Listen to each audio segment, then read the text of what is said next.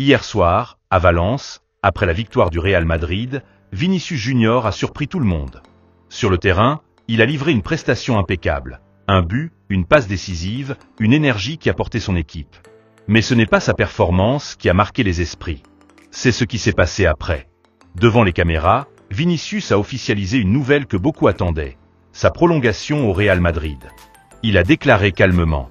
Le Real Madrid est ma maison. Je veux continuer à écrire l'histoire ici. Une phrase simple, mais lourde de sens. Après des semaines de rumeurs, de doutes, parfois même de soupçons de départ, le Brésilien a confirmé qu'il restait fidèle au club qu'il a révélé. Mais ce n'était que l'échauffement. Quelques secondes plus tard, il a lâché la véritable bombe. Avec assurance, presque avec défi, il a dit « Je vais gagner le Ballon d'Or. Et ce sera avant Lamine Yamal ». Silence total. Les journalistes présents n'en croyaient pas leurs oreilles. Le vestiaire madrilène a retenu son souffle. En une seule phrase, Vinicius a transformé une soirée banale en un moment historique. Cette sortie médiatique ne vient pas de nulle part. Depuis plusieurs mois, une rivalité naissante s'installe entre Vinicius et Lamine Yamal. D'un côté, le joyau du Barça, 18 ans, que la presse catalane présente comme le futur numéro 1 mondial.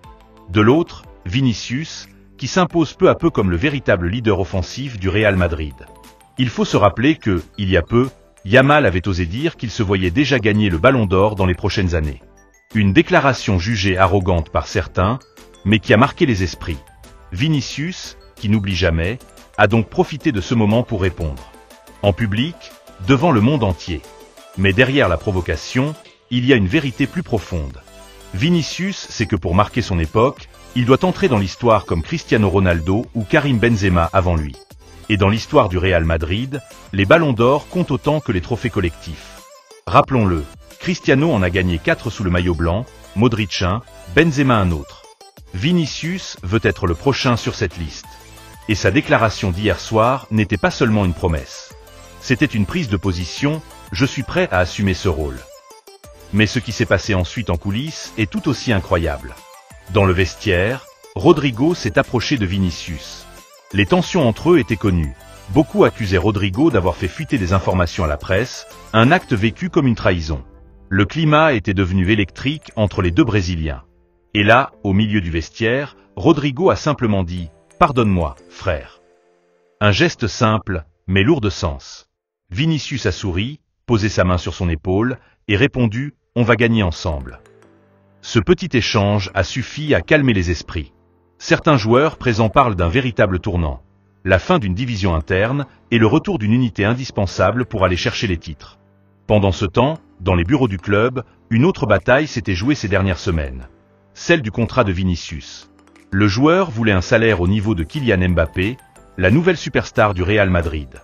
Florentino Pérez, pragmatique, a refusé pour ne pas déséquilibrer le vestiaire. Mais le président a trouvé une solution de génie, les droits d'image. Désormais, Vinicius conservera 90% de ses revenus publicitaires, une exception rarissime au Real Madrid.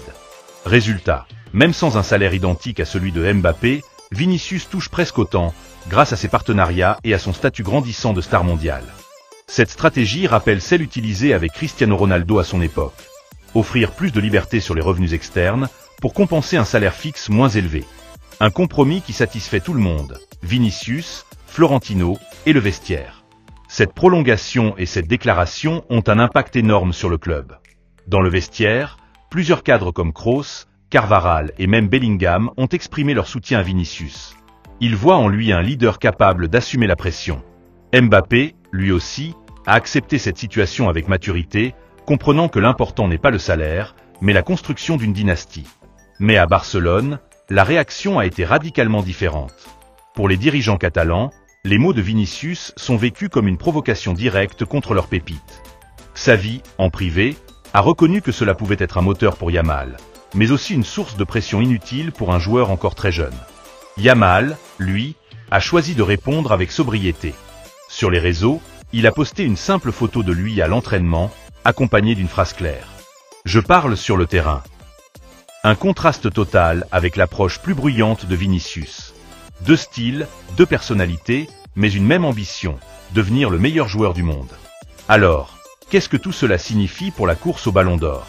Aujourd'hui, 3 noms reviennent sans cesse, Vinicius, Mbappé et Lamine Yamal. Mais un quatrième s'invite dans la discussion, Mastantuono, le prodige argentin qui impressionne toute l'Europe. Le Ballon d'Or, on le sait, ne récompense pas seulement le talent. Il récompense aussi les titres, la régularité et l'impact médiatique.